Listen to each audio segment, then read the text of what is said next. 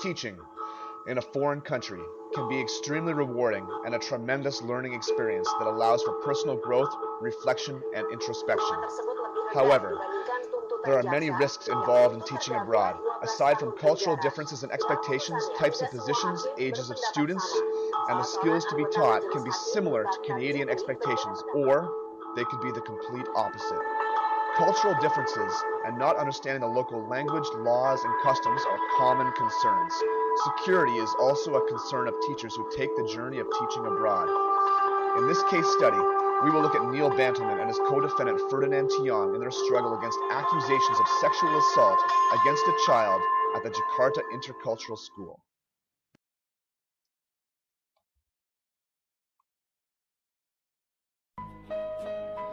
The Jakarta Intercultural School, formerly known as Jakarta International School, has a reputation for being one of the best schools in the country. For the last 7 decades, the school has been a symbol of excellence in a country with an international reputation for an abysmal education system. Jakarta Intercultural School has long catered to a diverse, wealthy community, espousing educational values that focus on global-mindedness and intercultural understanding. The Indonesian education system has been typified by reports and allegations of corruption. It is estimated that 40% of the funding provided to the Department of Education by the Indonesian government is siphoned off through embezzlement and bribery. In fact, it is not uncommon for parents to pay bribes to educational officials so their children can receive a passing grade on national examinations. The Indonesian national approach to education has typically centered around obedience, uniformity, and strict religious studies. Recently, the Indonesian government has responded to criticism from commentators by implementing reform in the education system. The reforms are based on ideals of nationalism and strict study of rote skills. These new reforms have further fractured an already contentious relationship between the government and international schools by banning the use of the word international in any school name, forcing international school students to write the national examinations, and requiring these schools to modify their curricula for their Indonesian students to include Islamic and nationalistic teachings. This is the political climate in which Neil Bantelman found himself accused of abusing a child at Jakarta International School. Now, let's discuss the various actors and perspectives in this case. Neil Bantelman is a Canadian teacher with an exemplary professional record. His role at Jakarta Intercultural School was vice principal and learning facilitator. Ferdinand Tiong is a teaching assistant with an exemplary professional record and a citizen of Indonesia. Mother of the student, upon hearing allegations of rape from her son, she filed a criminal complaint and a civil suit against the school. 6 members of the JIS janitorial staff were also accused of raping students at the school. The Indonesian judicial system acted swiftly to arrest Neil Bantelman and Ferdinand Tiong and has prosecuted them, despite a lack of evidence. When the allegations surfaced against Bantelman and Tiong, there was a public outcry of condemnation and an assumption of guilt, while the school has firmly stuck beside Bantelman and Tiong. Despite pleas from Bantelman's and the international teaching community, the Canadian government has not acted on Bantelman's behalf. Timeline of events. From March 2014 to September 2015, the mother of the student who suspected her son had been sodomized consequently had 4 herpes tests done on her son at different hospitals over this year and a half. All the tests came back negative except for one unreliable one, which could show positive due to strep throat or chickenpox. This unreliable positive test was the basis for accusing Bantelman, Tiong, and 6 janitors. Timings, locations, and specifics of the incidents were not solidified and changed numerous times by the children and parents, and the prosecution presented false information and hid exculpatory evidence. On July 2014, Neil Bantelman and Ferdinand Tiong were arrested and incarcerated without charge. In December, the 6 cleaners were convicted upon confessing to the crime. In April 2015, Bantelman and Tiong were convicted and sentenced to 10 years in prison. In August, the lawyer of the mother was arrested for offering a bribe to court officials in a different case. Now in prison, this lawyer's cases were reviewed for illegal conduct. The $125 million lawsuit was declined for lack of evidence, and Bantelman and Tiong were announced as not guilty by the High Court. They were not allowed to leave the country due to the prosecution of appealing to the Supreme Court. In September, the Indonesian Justice Department began the appeal process for Bantelman's acquittal.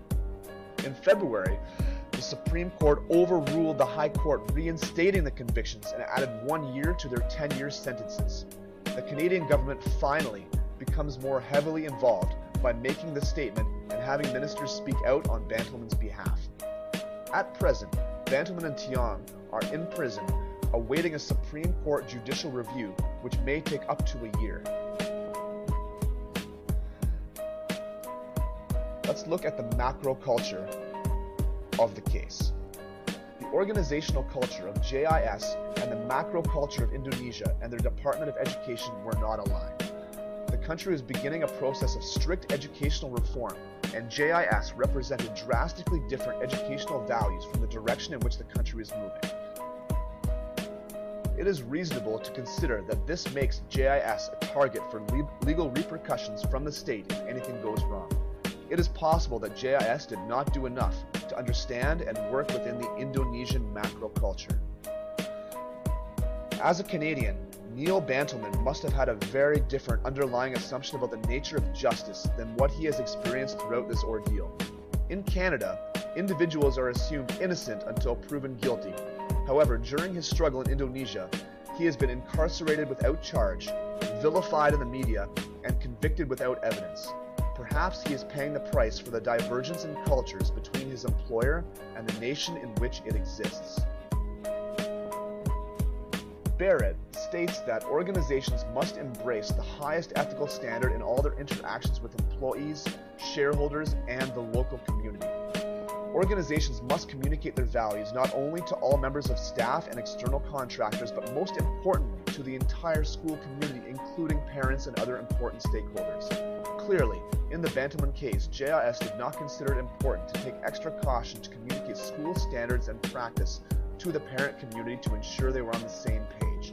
This is considered an example of a lack of service consciousness, where JIS did not consider the long-term or worst-case scenario impacts of communication neglect. A communication disconnect in this case was also plausible because of the underlying assumption that JIS may be immune to these types of accusations because of their status and reputation.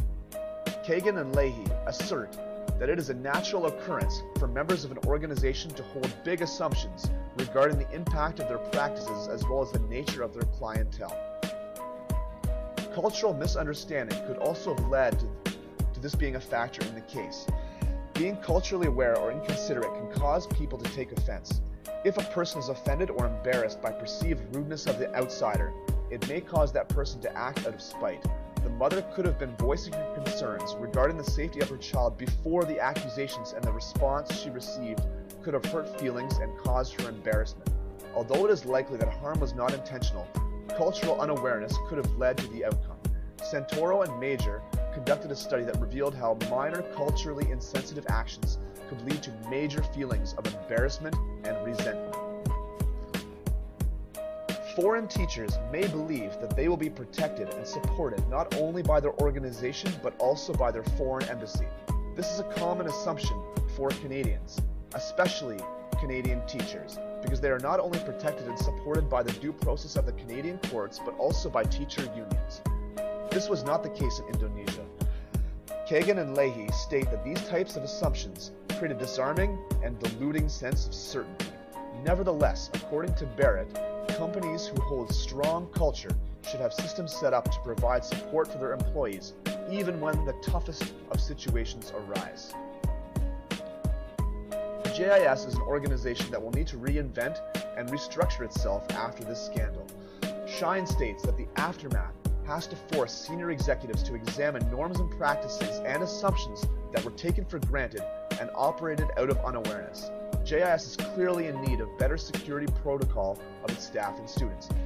Measures have to be in place so this type of incident does not occur in the future to ensure to parents that their children will be safe. Moreover, if JIS hopes to recruit more capable Western teachers in the future, it needs to show what systems are put in place to protect those potential teachers. There are many lessons to be learned and changes that can be made as a result of the situation. Students should not be allowed to go to the bathrooms or travel hallways alone, so they will never be left alone with any of the cleaning staff of the school. This is to protect both the students and the cleaning staff. Video surveillance should be used in all hallways, offices, and open areas to track movement of students and teachers. This information should not be accessed normally, but in the case of a legal issue, it can be used to protect teachers from false allegations. Teachers should protect themselves by never being alone with a student, keeping office doors open, walking with a student in the hallway, or inviting another teacher or student to join the conversation are some of the strategies teachers can use to still connect with their students, but protect themselves.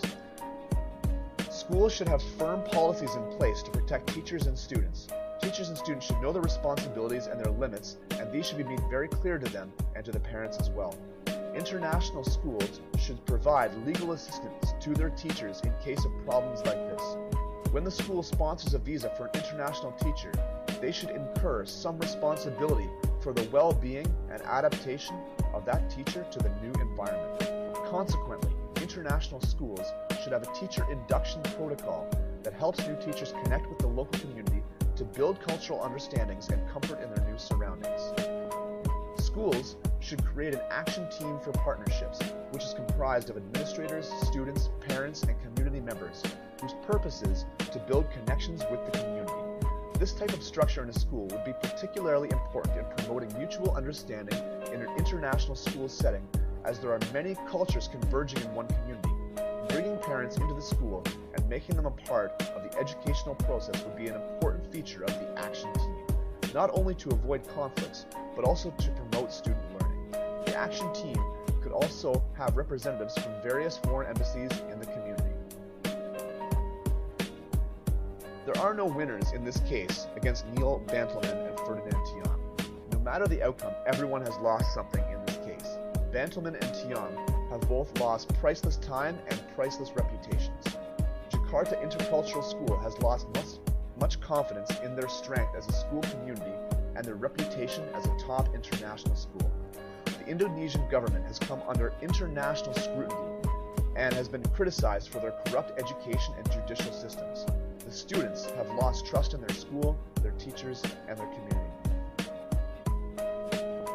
However, there are many things that all parties involved can learn as they move forward. International teachers need to be vigilant to protect themselves from risky situations with students, communicate and build relationships with people in their community despite language and cultural barriers, and understand that the protections and services afforded at home will not necessarily exist in their new school. International schools need to do a better job of connecting with the local community despite the reality that their student population may not be representative of the community. It is still the community in which the school exists. For Neil Bantelman and Ferdinand Tian, we hope that justice is served, that they didn't commit these crimes of which they are accused, and that soon they will be vindicated and allowed to pick up the pieces of their lives.